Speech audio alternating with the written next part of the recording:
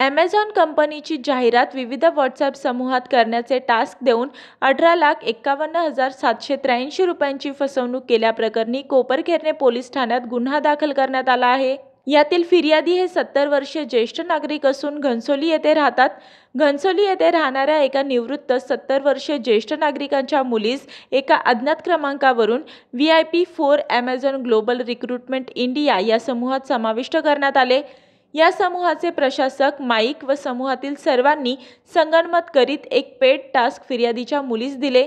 तसेच 5,000 VIP task 2,215 या Telegram समूहात सहभागी होण्यास सांगितले। त्यानुसार फिर्यादी यांच्या मुलीने टेलिग्राम समूहात प्रवेश केला। या ठिकाणी ॲमेझॉन कंपनीचे उत्पादनाची जाहिरात करून पैसे कमवण्याचे आमिष दाखवण्यात आले। सुरुवातीला पैसेही देण्यात आले, मात्र अधिक पैसे असतील तर अनामत रक्कम जमा केल्यास अधिक पैसे कमवू शकता असे आमिष दाखवण्यात आले। त्यासाठी विविध बँक खाते क्रमांक देण्यात आले। घरबसल्या जाहिरात करून पैसे कमवावे या उद्देशाने फिर्यादी यांच्या खात्यातून पैसे भरले जाऊ लागले, मात्र वेळोवेळी अधिक पैशांचे आमिष दाखवून पैशांची मागणी होत राहिली।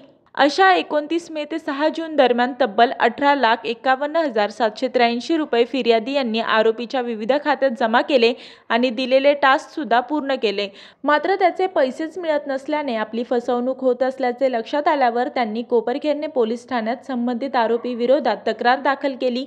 या तक्रारीची दखल घेत पोलिसांनी सायबर गुन्हे कलमान्वये फसवणुकीचा गुन्हा दाखल केला आहे।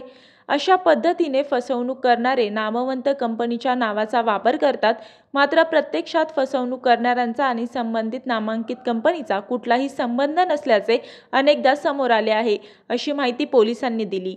मी वर्षा काटेकर, योद्धा न्यूज, नवी मुंबई।